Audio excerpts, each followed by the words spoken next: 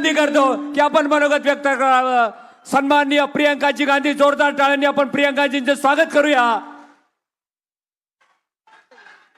जय भवानी.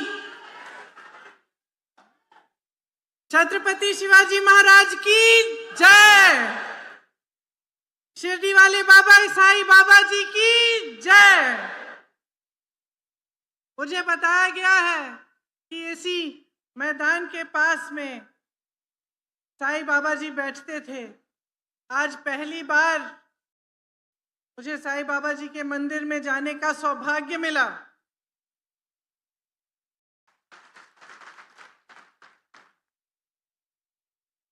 और सचमुच ऐसा लगा कि ये पवित्र भूमि है. सामाजिक क्रांति की धरती है. महात्मा फूले जी, साहू जी महाराज जी और बाबा साहेब अंबेडकर जी की धरती है.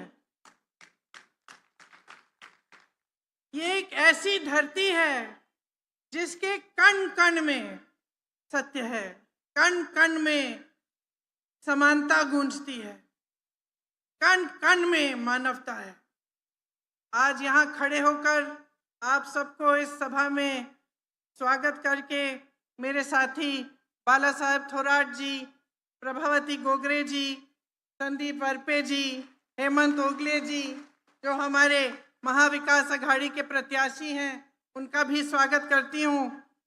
और भाऊ साहेब वागचोरे जी, जयंत राव वाघ जी, राव साहेब मास्के जी, राव साहेब खेवरी जी, किरण काले जी, सीतक्का जी, जयश्री थोराट जी और मेरे सभी साथियों का इस सभा में बहुत बहुत स्वागत. देखिए, ये जो धरती है इसने हमेशा हमारे देश को दिशा दिखाई. यहाँ टंट्या मामा, उमाजी नायक, राघोजी भागरे जी, रानी दुर्गावती जी सब यहीं के थे. सब ऐसे महापुरुष, महान महिलाएं थीं जिन्होंने हमारे देश को दिशा दिखाई. और यहाँ से हमारी जो आज़ादी की लड़ाई है यहीं से मजबूत हुई.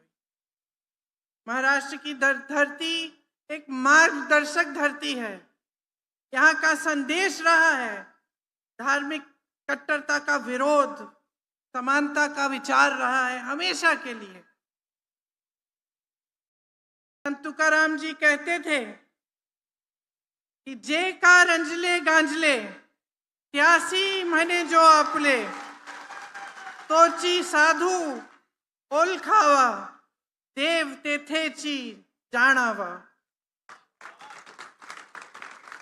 गांव में झाड़ू लगाकर मन की गंदगी साफ करने वाले और प्रेम को जगाने वाले संत गाडगे महाराज जी का भी यही संदेश था कि अंदर झांको, अपना मैल साफ करो, अपने अंदर जो गंदगी है पहले वो साफ करो और सत्य के पथ पर चलो.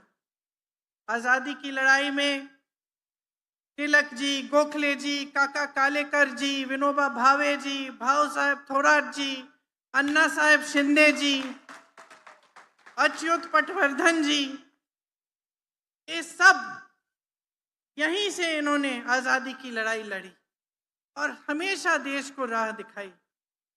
आज मैं साईं बाबा जी के मंदिर में गई और मैं सोच रही थी, हम मंदिर में जाते हैं, प्रसाद लेते हैं, मत्था टेकते हैं, चले आते हैं. आजकल बड़े बड़े नेता भी, हम सब जब जाते हैं तो मीडिया भी होती है खूब सारी और सब देखते हैं. लेकिन जब हम उस मंदिर को छोड़ते हैं और अपने घर जाते हैं या अपने काम में लग जाते हैं तो हमारे अंदर क्या रहता है.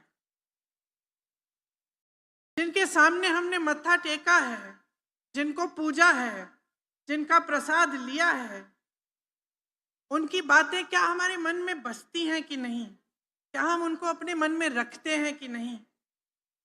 और यहाँ आकर साईं बाबा की वो प्रतिमा देखकर एकदम साधारण तरह से वही प्रतिमा, चाहे यहाँ हो, वहाँ पे बैठे हुए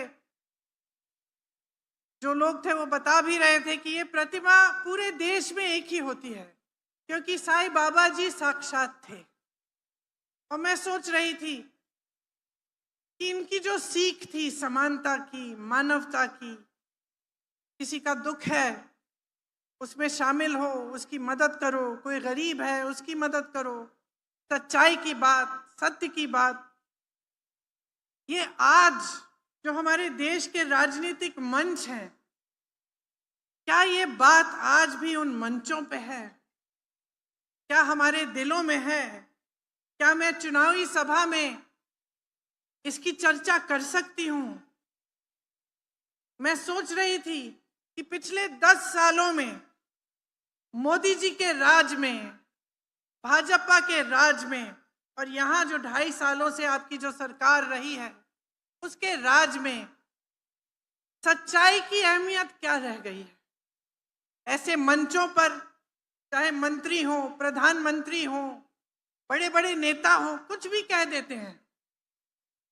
उनको ये परवाह नहीं होती कि मैं जो कह रहा हूं, मैं जो जनता के सामने रख रहा हूं, ये सच है कि नहीं है, ये भलाई की बात है कि नहीं है, क्या मैं जनता के जज्बातों के साथ खिलवाड़ कर रहा हूं, राजनीति कर रहा हूं, या जनता की भलाई की बात कर रहा हूं। आज मुझे ताज्जुब होता है कि इसी महाराष्ट्र में, जिस पर हम सबको गौरव है, हमारे पूरे देश को गौरव है, छत्रपति शिवाजी महाराज जी का अपमान हो रहा है, आपका अपमान हो रहा है। वही नेता मोदी जी और उनके साथी, वही नेता जो मंच पे खड़े होते हैं और उनका नाम लेते हैं, उनका सम्मान नहीं करते। 7 साल पहले प्रधानमंत्री जी ने शिवाजी महाराज की प्रतिमा का शिलान्यास किया, बाद में चुपचाप से बनाना बंद कर दिया। संसद के बाहर जो उनकी प्रतिमा थी वो हटा दी, और जो सिंधुदुर्ग में प्रतिमा बनाई वो तो दह गई, क्योंकि उसको बनाने में ही इतना भ्रष्टाचार था। तो फिर नाम लेने का फायदा क्या है जब आप अपमान करेंगे? मोदी जी बार बार बाला साहेब ठाकरे जी का नाम लेते हैं मेरे भाई के संदर्भ में। मैं राहुल जी की बहन हूं, मैं कहती हूं मोदी जी सुन लीजिए, सुन लीजिए, बाला साहेब ठाकरे जी का नाम सुन लीजिए, और ये भी सुन लीजिए कि हाँ, हमारी विचारधारा अलग थी, हाँ, हमारी राजनीतिक सोच अलग थी, लेकिन न बाल ठाकरे जी और न कांग्रेस पार्टी का कोई भी नेता, न राहुल जी, न आज का कोई भी कांग्रेस का नेता शिवाजी महाराज का अपमान बर्दाश्त करते। और एक मेरी चुनौती भी सुन लीजिए कि जिस तरह से आप चुनौती देते रहते हैं, मैं चुनौती देती हूं मोदी जी को, अमित शाह जी को। मैं चुनौती देती हूं कि मंच पे खड़े होकर कह दें कि वो जाति जनगणना करवाएंगे, मंच पर खड़े होकर कह दें कि आरक्षण का जो 50% की जो सीमा है उसको हटा देंगे। वो मंच पर खड़े होकर कहते हैं कि मेरे भाई आरक्षण के खिलाफ हैं। वो व्यक्ति जो मणिपुर से मुंबई तक जिसने यात्रा की, न्याय यात्रा की, न्याय मांगने के लिए, उस व्यक्ति के बारे में कहते हैं कि वो आरक्षण के खिलाफ है। झूठ बोलते हैं, सरासर झूठ, आपके मंचों पर खड़े होकर, ये जानते हुए कि इस इंसान ने कन्याकुमारी से कश्मीर तक पैदल यात्रा की है, न्याय मांगी है, जाति जनगणना की बात की है। इसलिए करते हैं क्योंकि डर गए। उन्होंने देखा कि ये व्यक्ति कन्याकुमारी से कश्मीर 4000 किलोमीटर चल पड़ा और मणिपुर से मुंबई चल पड़ा, और इसने न्याय मांगा, और इस व्यक्ति ने कहा कि जाति जनगणना होनी चाहिए, हमें मालूम होना चाहिए कि कौन किसकी कितनी संख्या है, क्योंकि जब तक हम जानेंगे नहीं ठीक तरह से तो तब तक सही आरक्षण कैसे देंगे। ये जानते हुए पूरी जनता के सामने ये झूठ बोलते हैं। ये महाराष्ट्र की जनता का अपमान है, ये आपका अपमान है। क्योंकि ये सत्य की धरती है। आपने हमेशा सच्चाई को पहचाना है। और सिर्फ ये नहीं, आपके साथ ये भेदभाव करते हैं। महाराष्ट्र से कितने उद्योग इन्होंने कहीं और भेज दिए। एक प्रधानमंत्री, एक सरकार की दृष्टि क्या होनी चाहिए? मेरी बहनें बैठी हैं, आप में से कुछ माताएं होंगी, 4-5 बच्चे होते हैं, किसी के 2 होते हैं, किसी के 3 होते हैं। एक माँ हमेशा समान दृष्टि से अपने बच्चों को देखती है, भेदभाव नहीं करती। और जो प्रधानमंत्री होते हैं, जो सरकार होती है, वो भी माँ समान होती है, वो भी पिता समान होते हैं। उनको भेदभाव नहीं करना चाहिए। यहाँ से महाराष्ट्र से उद्योग हटा दिए, दूसरे प्रदेशों में भेज दिए। देखिए, जब इस देश का निर्माण हुआ तो चाहे पंडित नेहरू जी थे, चाहे आपने इंदिरा जी का नाम लिया, उन्होंने बड़े बड़े उद्योग जब खुलवाए, एम्स, आईआईटी, आईआईएम जैसे संस्थान खुलवाए, इंफ्रास्ट्रक्चर बनाया, बांध बनवाए, नहर बनवाए, रिसर्च सेंटर बनाए, कारखाने बनाए, तो उन्होंने भेदभाव नहीं किया। हर प्रदेश में बने, अलग अलग चीज अलग अलग प्रदेशों में बनी। यहाँ मनमोहन सिंह जी ने मुंबई में अंतर्राष्ट्रीय वित्तीय सेवा केंद्र लगवाने का फैसला किया था। क्या हुआ? यहाँ से हटा के गुजरात भेजा गया। लाखों नौकरियां चली गई यहाँ की, बड़ी बड़ी इंडस्ट्री, बड़ी बड़ी कंपनियां हटाई गई। लगभग 10 लाख करोड़ का निवेश हटा यहाँ महाराष्ट्र से। 8 लाख नौकरियां महाराष्ट्र से बाहर चली गईं। 6000 से ज्यादा उद्योग बंद हुए। महाराष्ट्र को कमजोर करने का प्रयास किया और आज मंच पे खड़े होकर कहते हैं कि महाराष्ट्र को मजबूत बना रहे हैं। 10 सालों से इनकी सरकार थी। आप नाम लीजिए, वेदांता, फॉक्सकॉन सेमीकंडक्टर प्रोजेक्ट सब चले गया। टाटा एयरबस का प्रोजेक्ट गुजरात गया, सैफरन का प्रोजेक्ट गया, बल्क ड्रग पार्क का प्रोजेक्ट गया। और अब स्वयं मोदी जी चुनाव के समय छोड़ के चले गए हैं विदेश। चुनाव का प्रचार खत्म नहीं हुआ, वो चले गए विदेश। आपका ध्यान भटकाने के अलावा कुछ करते नहीं है। 10 सालों से इनकी सरकार रही है, 2.5 सालों से महाराष्ट्र में सरकार रही है।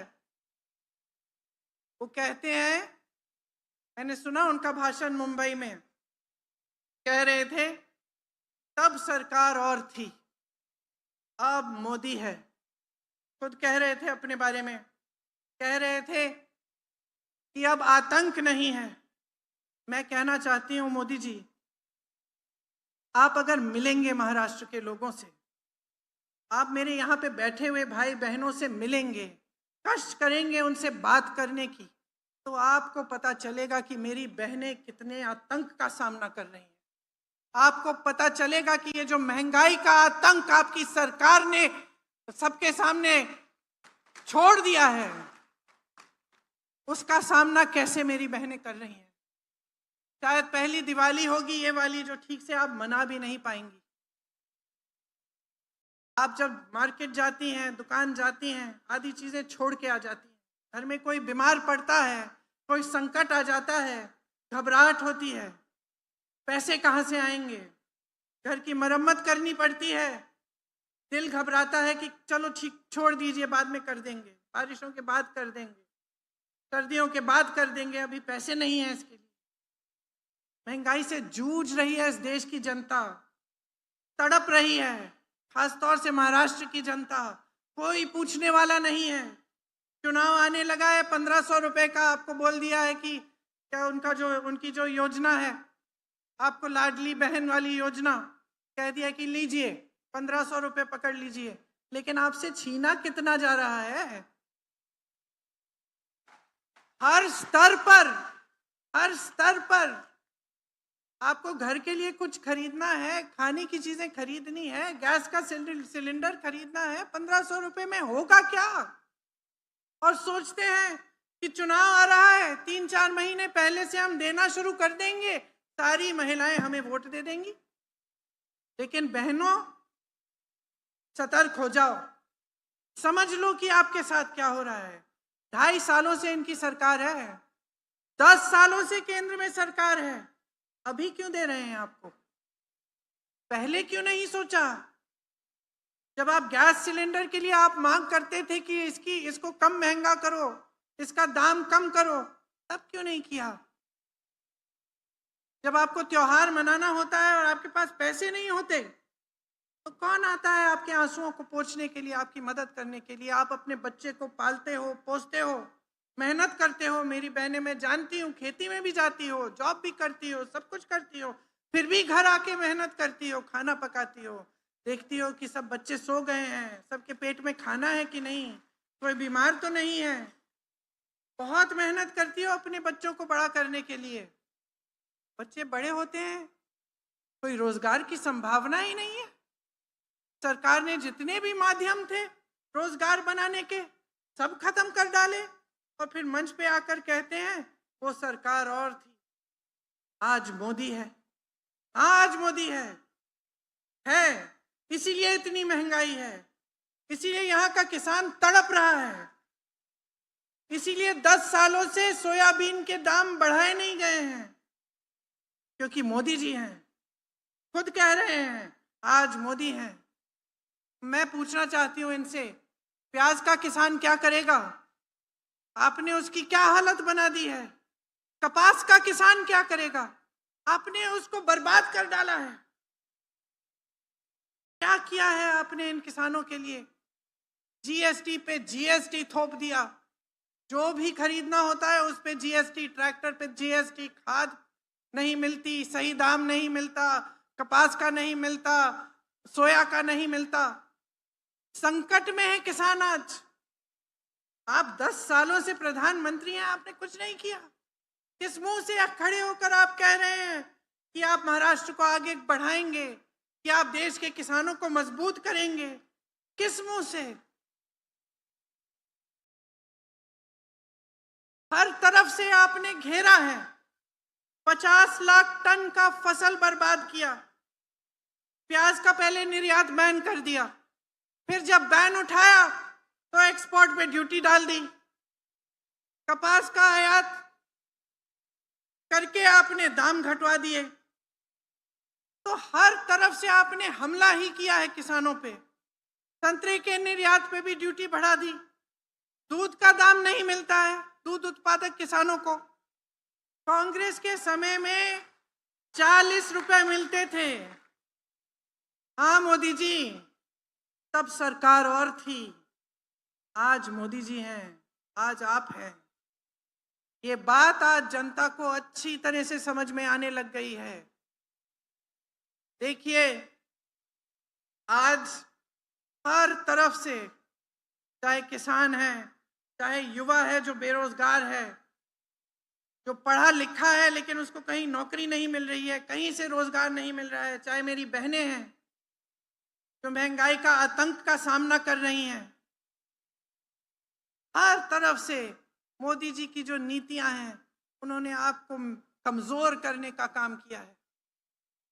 16 लाख करोड़ रुपए इन्होंने बड़े बड़े उद्योगपतियों के माफ किए हैं, कर्ज माफ किए हैं। मैं आपसे पूछना चाहती हूं मेरे किसान भाइयों, आपका कर्ज माफ किया है? क्या कहते हैं जब कांग्रेस पार्टी कहती है कि कर्ज माफ कर दो? क्या कहते हैं? कहते हैं कि पैसा नहीं है। तो अगर पैसा नहीं है तो 16 लाख करोड़ रुपए आपने बड़े बड़े उद्योगपतियों के कैसे माफ कर दिए? इसका जवाब है नहीं उनके पास। कांग्रेस ने जहां जहां कांग्रेस की सरकार है वहां कर्ज माफ करने का काम किया। राजस्थान में, छत्तीसगढ़ में, तेलंगाना में, कर्नाटका में। मोदी जी, तब सरकार और थी, आज आप हैं। सुन लीजिए, जनता देख रही है, जनता पहचान रही है। जो नौजवान हर जगह अपनी नौकरी, अपनी रोजगार ढूंढने के लिए भटक रहे हैं, पढ़े लिखे हैं, आत्मविश्वास खो रहे हैं, घर आते हैं, अपने माँ बाप को देखते हैं, सोचते हैं कि मैं इनके लिए कुछ नहीं कर पा रहा हूं। इनको जवाब कौन देगा? आपको जवाब देना पड़ेगा।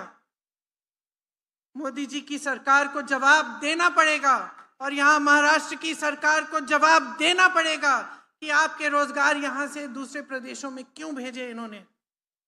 आज 2 लाख सरकारी पद खाली हैं, इनको भरने का कोई काम नहीं किया गया है। युवा बेरोजगार हैं, पद खाली हैं, आप उसको भी नहीं कर रहे हो, आप उन्हें भी नहीं भर रहे हो। सबसे ज्यादा आत्महत्या महाराष्ट्र के युवाओं में है, पूरे देश भर में। शर्म की बात है, इतना गौरवशाली, इतना महान प्रदेश, इतने कर्मठ लोग, ऐसे लोग कि जहां भी जाते हैं प्रदेश का नाम रोशन करते हैं। मैं दिल्ली में मिलती हूं लोगों से, महाराष्ट्र के लोग होते हैं, एकदम मुझे पता चल जाता है काम करता है ये आदमी, इसमें वो ऊर्जा है, काम करना चाहता है, आलसी नहीं है। ऐसे लोगों को बर्बाद करना है, यही इनकी नीति है, यही इनकी राजनीति है, यही इनकी विचारधारा है कि किस तरह से आपको बांटा जाए, या धर्म के नाम पर या जाति के नाम पर किस तरह से बांटा जाए, किस तरह से आपका ध्यान भटकाया जाए ताकि ये लोग आगे बढ़ें। संविधान की बात करते हैं, संविधान की धज्जियां किसने उड़ाई है इस प्रदेश में? संविधान कहता है कि जनता के हाथों में सबसे बड़ा औजार है, सबसे बड़ी शक्ति है। क्या है ये शक्ति? ये शक्ति आपका वोट है। संविधान कहता है कि अपने वोट के द्वारा आप अपनी सरकार चुनेंगे। यहां क्या हुआ? आपने सरकार चुनी ना पिछले चुनाव में, फिर क्या हुआ? पैसों के बल पर, घूस देकर, डराकर, धमकाकर, एजेंसियां लगवाकर ये सरकार चोरी हुई। किसने की ये चोरी? किसने किया ये विश्वासघात? किसके साथ? महाराष्ट्र की जनता के साथ।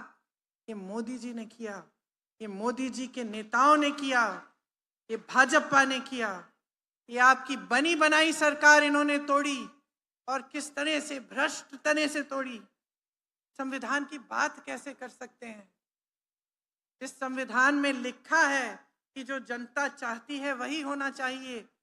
कहाँ लिखा है इस संविधान में कि जनता एक सरकार को चुनेगी और आप चोरी चोरी से पैसे देकर, डराकर, धमकाकर उस सरकार को ही बदल डालेंगे? कहाँ लिखा है? और मैं आपसे पूछना चाहती हूँ, आप जनता हो इस महान प्रदेश की, आपको सब कुछ दिख रहा है, आपको दिख रहा है कि सरकार एक चुनते हैं, आप कुछ दिनों बाद बदल जाती है। विधायकों को ऐसे पकड़ के ले जाते हैं, कहीं पे छुपा के रखते हैं दिनों के लिए, घूस दे देकर। और सब जगह पत्रकार भी लिख रहे हैं कि 100 करोड़, 500 करोड़, 600 करोड़। ये किसके पैसे हैं? कहां से आए ये सारे करोड़ों रुपए? ये क्या वो तो नहीं है जो आपके विकास के लिए जाने चाहिए, जो आपसे चोरी किए जा रहे हैं? और आपकी सरकारें अब ऐसे बनेंगी? तो फिर आपके पूर्वज लड़े क्यों आजादी के लिए? हमारे पूर्वज लड़े क्यों इस देश के लिए? शहीद क्यों हुए इस देश के लिए? ताकि इस देश के संविधान का चकनाचूर बना दे कोई, पैसों के बल पर, धन के बल पर। तो सोचिए, सब आपकी आंखों के सामने हो रहा है। आपकी नौकरियां छीनी जा रही हैं, यहाँ से इंडस्ट्रीज दूसरे प्रदेशों में भेजी जा रही हैं, खाली पद भरे नहीं जा रहे हैं, नौजवान बेरोजगार हैं, बहनें कुछ खरीद नहीं पा रही हैं। चाहे कितने भी लोग एक परिवार में काम कर रहे हों, चाहे कितने भी कोई मेहनत कर रहा है, खेती में कोई जॉब कर रहा है, कुछ भी कर रहा है, फिर भी पैसे काफी नहीं हो रहे हैं क्योंकि महंगाई इतनी बढ़ गई है। किसान की कमर तोड़ी जा रही है। और राजनीति कैसी हो रही है? पैसों की, झूठों की। तो मैं आपसे पूछना चाहती हूं, इसको ठीक कौन करेगा? कौन करेगा? आप करिए। ये जो वोट आपको दिया गया है, ये ऐसा हथियार है, इसमें ऐसी शक्ति दी गई है संविधान के द्वारा कि आप कुछ भी कर सकते हैं। आपने, गोगरे जी ने कहा, मैं किसान की बेटी हूं। जब किसान ठान लेता है तो कुछ भी कर सकता है। सही कहा है। इस देश को आजादी किसने दिलवाई? इस देश के किसानों ने दिलवाई। इस देश की को आजादी आप सबने दिलवाई, आपके पूर्वजों ने दिलवाई। आज वो आजादी खतरे में है, वो संविधान खतरे में है जिसके लिए हम लड़े। ये कुछ भी कह दें, डर गए हैं ना पिछले चुनाव को देखकर, इसलिए सब अब संविधान कह रहे हैं, सब अब कह रहे हैं आरक्षण की बात कर रहे हैं, क्योंकि डर गए हैं। लेकिन इनकी असलियत नहीं है ये, इनकी असलियत छिपी हुई है अंदर। आप देख सकते हैं इस असलियत को। पिछले चुनाव में इनके नेता कह रहे थे हम संविधान को बदल डालेंगे, आज संविधान की बात कर रहे हैं। 2.5 सालों से सरकार रही है इनकी, आपके लिए कुछ नहीं किया। अब स्कीम किस पे स्कीम निकाल रहे हैं पिछले 4 महीनों में। ये गलत तरह की राजनीति है, गलत तरह की विचारधारा है। ये देश एक लोकतंत्र है, संविधान हमारी देश की जनता ने बनाया है, कोई इसे नहीं तोड़ सकता, कोई इसे बदल नहीं सकता बगैर आपके इजाजत की।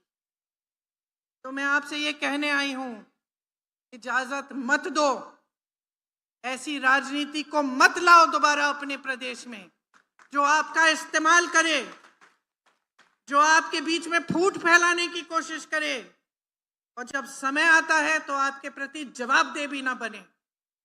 जितने भी नेता इस मंच पे बैठे हैं, जितने भी नेता आपके सामने आते हैं, चाहे किसी भी पार्टी के हों, चाहे कितना बड़ा नेता हो, देश का प्रधानमंत्री हो, आपने मंच पे बिठाया है, आपने वोट देकर मंच पे बिठाया है। सत्ता हमारी नहीं है, आपकी है। पहचानिए इस सत्ता को। इस प्रदेश के किसानों को मजबूत बनाना है, इस प्रदेश की बहनों को मजबूत बनाना है, इस प्रदेश के युवाओं को आगे बढ़ाना है, उनको एक मजबूत आगे का भविष्य देना है। और ये भविष्य आप अपने लिए खुद बना सकते हैं अगर आप सही राजनीति को चुने, अगर आप सही नेताओं को चुने। आप अपनी राजनीति में ये डिमांड करें, ये मांगे कि हमें सच्चाई चाहिए, हमें जवाबदेही चाहिए, हमें काम चाहिए, हमें विकास चाहिए, हमें अपना हक चाहिए।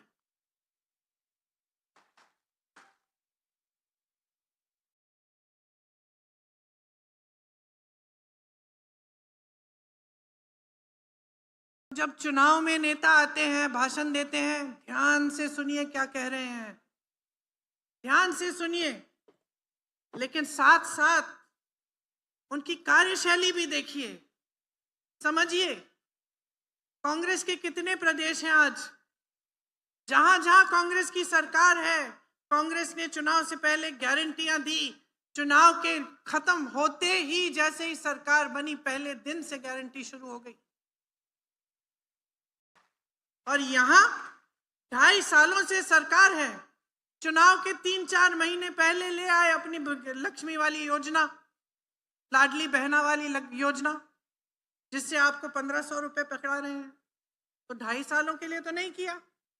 कांग्रेस की सरकारों को देखिए, शुरू से जब से सरकार बनती है, छत्तीसगढ़ में मुझे याद है 24 घंटे के अंदर अंदर किसानों के कर्ज माफ करने का काम शुरू हो गया।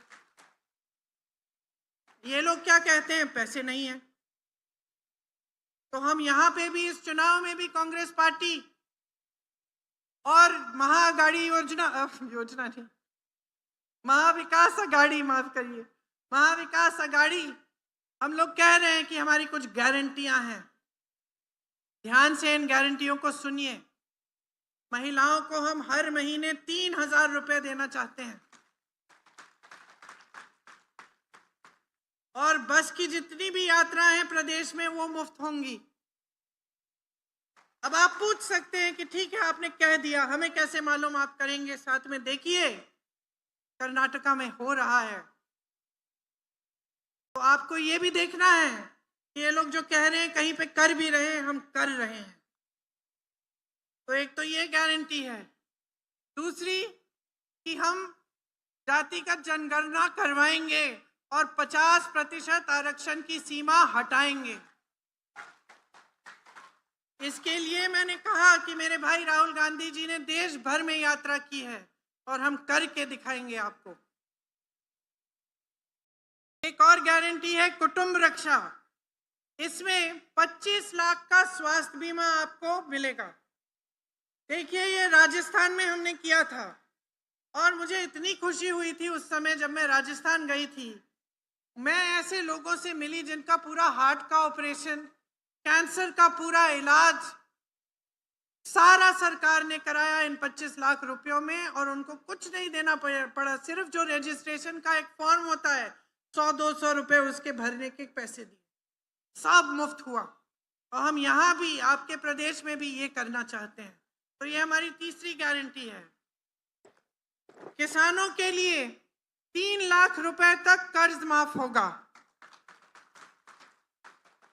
और जो नियमित कर्ज चुकाने पर 50,000 रुपए का प्रोत्साहन भी मिलेगा। सोयाबीन के लिए जो एमएसपी है वो हम 7,000 रुपए प्रति क्विंटल हम देंगे।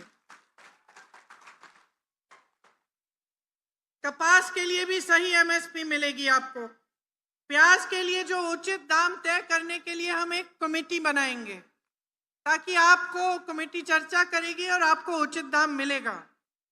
युवाओं को हमारा वचन है, हमारी गारंटी है कि 2.5 लाख जो खाली पद हैं उनको हम सरकार बनते ही हम भरने का काम करेंगे।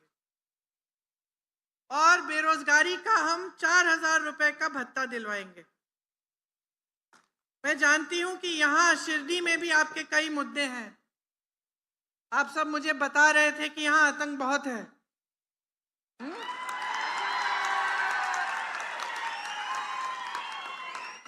मोदी जी को सुनना चाहिए। ये डराया जाता है, धमकाया जाता है आपको, डरो मत। ये मेरे भाई हर जगह कहते हैं डरो मत, खड़े हो जाओ, वोट आपका हथियार है, निडर हो जाओ, अपना वोट डालो, हमारे उम्मीदवारों को जिताओ और देखना कहां जाती है ये दहशत। आप याद रखिए, जो डराता धमकाता है ना,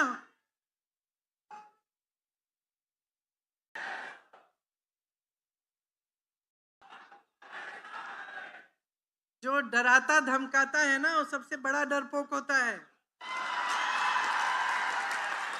ये बात बच्चा बच्चा जानता है। पाठशालाओं में बच्चे जानते हैं कि भाई एक दिन हमने ऐसे कर दिया ना तो भाग जाएगा वो डराने धमकाने वाला। तो मैं कह रही हूँ बहनों, कर दो ऐसे, खड़े हो जाओ। बहुत हो गया है, बहुत विश्वासघात हो गया है, बहुत झूठ दिखा दिया आपको, बहुत झूठ बोल दिए हैं, बहुत गलत तरह की राजनीति चल पड़ी है। सही कर दो। एक ऐसी राजनीति लाओ, ऐसी सरकार लाओ जो आपके लिए दिन रात एक करे, काम करे, आपके प्रदेश को आगे बढ़ाए, आपका सम्मान रखे, आपका गौरव बनाए। ऐसी सरकार लाओ जिसकी स्कीम आपके लिए हो, बड़े बड़े उद्योगपतियों के लिए नहीं। सब चीजें अडानी जी को पकड़ा दी। एक ऐसी राजनीति, एक ऐसी सरकार है। आज यहाँ पे आपकी इंडस्ट्री नहीं है, मेडिकल और इंजीनियरिंग कॉलेज भी नहीं है। मैंने सुना है कि पर्याप्त बिजली भी नहीं मिलती। अभी मैं आ रही थी, ये सड़क तो ठीक लगी लगभग, लेकिन सुना है कि पूरे इलाके में सड़कें टूटी हैं। तो इतनी सारी समस्याएं हैं। यहाँ पे दुनिया भर के लोग आते हैं, तीर्थ स्थान है इतना बड़ा, इसको हम मजबूत बनाएं, आपकी सड़कें ठीक करें, आपको पानी दिलवाएं कि किलोमीटर पे किलोमीटर मेरी बहनों को पानी लेने के लिए ना चलना पड़े। तो ये कर्तव्य होता है सरकार का और हम नेताओं का कर्तव्य होता है। हम इस कर्तव्य को निभाना चाहते हैं। मौका दीजिए और इस बार ऐसा बहुमत दीजिए कि कोई सरकार को चुरा ना पाए। हमारे जितने भी यहाँ के उम्मीदवार हैं, आइए, बाला साहेब थोराट जी, प्रभावती गोगरे जी, संदीप वारपे जी, आ जाइए, इधर आ जाइए, हेमंत ओगले जी, हमारे महाविकास अघाड़ी के प्रत्याशी, इनको भारी से भारी बहुमत से जिताइए इस बार। ये जीत आपकी जीत होगी,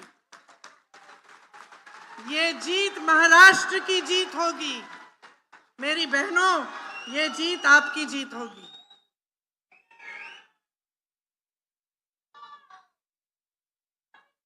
आप सबने बड़ी ध्यान से मेरी बातें सुनी हैं। चुनाव के दिन भी याद रखना कि मैं क्या कह के गई, और जो मैंने कहा है उसका आप अपने आप आंकलन करिए। अपने आप देखिए कि आसपास के प्रदेशों में जहां कांग्रेस की सरकार है वहां ऐसे वाकई काम हो रहे हैं कि नहीं, आपको खुद पता चल जाएगा। और उस आधार पर अपना वोट दीजिए, डट कर वोट दीजिए, महाविकास अघाड़ी को जिताइए। जय हिंद।